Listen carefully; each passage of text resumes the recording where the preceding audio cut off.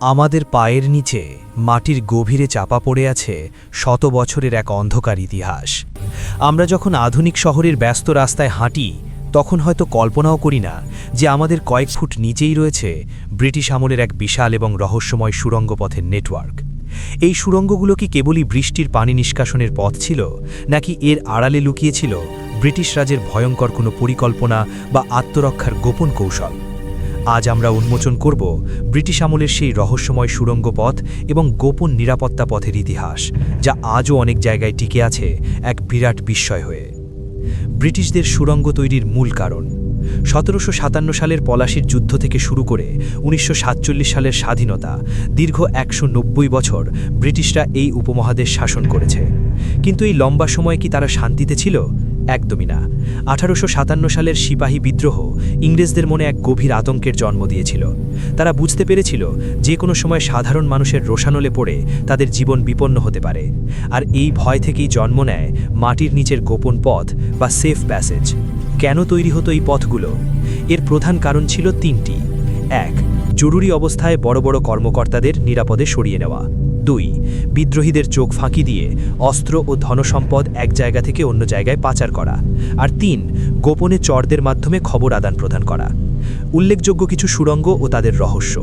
কলকাতার writers building থেকে শুরু করে দিল্লির লাল কেল্লা, সবখানেই এই গোপন পথের অস্তিত্ব পাওয়া যায়।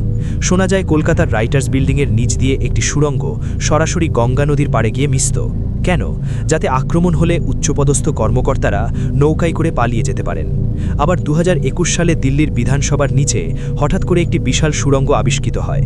প্রত্নতাত্ত্বিকদের মতে এই সুড়ঙ্গটি সরাসরি লালকেল্লা পর্যন্ত বিস্তৃত ছিল। ব্রিটিশরা যখন বিপ্লবীদের বন্দী করে আনত, তখন তাদের প্রকাশ্য রাস্তায় দিয়ে না এনে এই গোপন সুড়ঙ্গ দিয়ে আদালতে আনা হতো, যাতে জনরোষ বা হাঙ্গামা এড়ানো যায়। এটি ছিল ব্রিটিশদের এক সুনিপুণ স্ট্র্যাটেজিক চাল। নীলকুঠি ও মফস্বলের গোপন পথ। শুধু বড় শহর নয়, বাংলার আনাচে কানাচে ছড়িয়ে থাকা নীলকুঠিগুলোতেও ছিল এই মরণ ফাঁদ। নীলকর সাহেবরা সাধারণ কৃষকদের উপর যে অকথ্য অত্যাচার চালাতো, তার ফলে তারা সবসময় গ্রামবাসীর আক্রমণের ভয় থাকত। তাই প্রায় প্রতিটি নীলকুঠির ড্রয়িং রুম বা শয়নকক্ষের নিচ দিয়ে গোপন সুড়ঙ্গ রাখা হতো।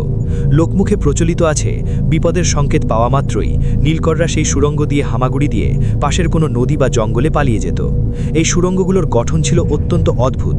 চুন সুরকির মজবুত গাঁথনি, আর এমনভাবে বাঁক তৈরি করা হতো যাতে বাইরে থেকে কেউ ভেতরে গুলি চালালে তা সরাসরি গায়ে না লাগে। বাতাস চলাচলের জন্য রাখা হতো গোপন ঘুলঘুলি বা ভেন্টিলেশন শ্যাফট। বর্তমান অবস্থা ও জনশ্রুতি। আজকের দিনে এই সুড়ঙ্গগুলোর বেশিরভাগই রহস্যে ঘেরা।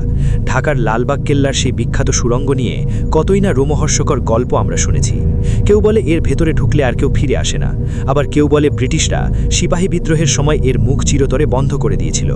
যদিও এর সত্যতা নিয়ে বিতর্ক আছে, কিন্তু মাটির নিচের এই খিলানওয়ালা পথগুলো আজও মানুষকে রোমাঞ্চিত করে। বর্তমানে এই টানেলগুলোর বেশিরভাগই ধ্বংসপ্রাপ্ত বা বিষাক্ত গ্যাসে পূর্ণ। নিরাপত্তার খাতিরে প্রশাসন এগুলোর মুখ সিমেন্ট দিয়ে আটকে দিয়েছে। কিন্তু আজও যখন কোনো পুরনো ইমারত ভাঙা হয়, তখন বেরিয়ে আসে সেই ইটের তৈরি অন্ধকার জগৎ, যা আমাদের মনে করিয়ে দেয় সেই রক্তক্ষয়ী আর ষড়যন্ত্রে ঘেরা এক অতীত শাসনের কথা।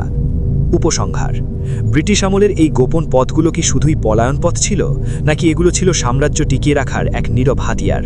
হয়তো অনেক রহস্যের সমাধান আজও মাটির নিচেই চাপা পড়ে আছে।